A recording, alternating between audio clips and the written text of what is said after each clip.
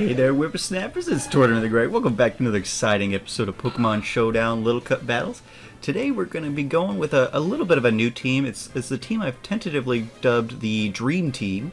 And we're going with the Dream Team because I'm using all these different teams and I'm like, man, I really wish I had Boots or, Morden would be really useful right now and things like that. Or I was playing with my main team and I'm like, man, Slippy's great, but maybe, Tip Top would be really nice here. And so I was like, you know what?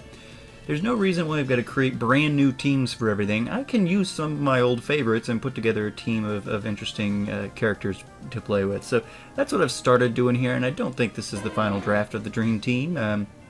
But it is one that I kind of wanted to play around with. You'll see we've got Drew, the Zubat, on the team. She'll show up here in a minute, I think. But never used that before, so but I wanted to use something that could get rid of hazards and things like that, and I still got to tweak around with some things, but this is just fun attempts, and I wanted to let you guys in on it because I don't have a lot of time to record this summer, as you guys know. So as I'm screwing around with this, I figured, well, I better record it while I'm doing it because otherwise you guys aren't going to get any footage. So Crew's doing some nice work here. He was able to take out the Charmander, and he just took out the Deano. They bring in their Chinchou and not able to do anything to Crew, so Crew's going to go ahead and just Earthquake on out and died of the toxic poison damage there, but it took it a good long while to get rid of him, so that worked out very nicely.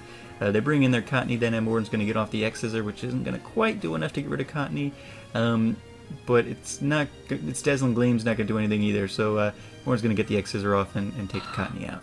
Then they bring back in the Aron. Aron's going to go for the Earthquake, and Morden's going to go for the counter there. This isn't a Shell Smashing Dwebble, if you'll remember. I stole this set from, at least the concept, from Erin Cerise. She used a countering Dwebble against me when in a match we were just playing for fun, and I thought it was really cool. So going for that. Most people don't expect it, and it's a really effective set if you use it right. So Drew comes in. Morden could have handled that, but I wanted to bring Drew in at some point here and get going. So yeah, let's jump into another battle, shall we? Alright guys, welcome back. So they led off with their Shelter, and I led in with Boots, as I typically tend to do. And then I was able to get the knockoff off. I did that just in case the Dusclops came in, but I also figured this Shelter would be Shell Smashing, so I was able to get rid of the White Herb before it did that, and so that was very useful to me.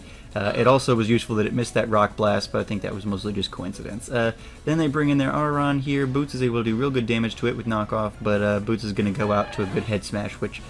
yeah, Boots is going to do. So then I bring Tip Top in. Tip Top's going to get the priority Squirtle Squad stuff going here and get the Aqua Jet off. Then they bring in their Bronzong.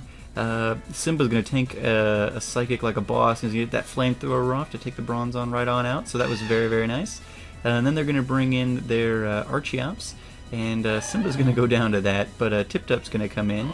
And then they're going to switch over to the Dusclops here. And so I'm going to switch Tip Top out for Drew. Drew tanks a Charge Beam like a boss and goes for the Pursuit, but it does not do much. It does not do much at all, which is unfortunate. So I'm going to go for the Brave Bird here. It's going to take some recoil damage, but at least Drew's going to continue to tank the Charge Beams and is going to be able to get the Brave Bird off here to kill the Dusclops before all those special attack boosts are going to really scare us here. So then they bring in the Numel. Numel's going to go for the Rock Slide and kill Drew. But Drew's going to get the Toxic off first, which is going to be very helpful. Tip Top's going to come in for the Fake Out, and Numel's going to flinch and get some Toxic damage done, which allows us to come in with the Aqua Jet and finish him off without a whole lot of trouble there, which was very nice. Then they bring in their Archon again. Archon's going to go ahead and Aerobatics Tip Top, which is going to kill him pretty easily. Mord's going to come in and tank an Earthquake and give up the counter, but not going to be quite enough there to take out the Archon. But then it goes for the Hone Claws instead of trying to finish it off, and probably expecting I would go for counter again, but instead I went for the Rock Blast and just straight up killed it. So yeah, you can usually trick them with the counter once, but normally they don't fall for it a second time. So good move to go for the Rock Blast there. But yeah, let me know what you guys think of this new Dream Team. Let me know who you think should be on my Dream Team, and if there's any other Pokemon I haven't used in the past, like Drew, that you think I should consider. Anyways, thank you guys so much for watching. Leave those likes, comments, and subscriptions. I've been Tortimer the Great, and you guys have been great. Have a good one.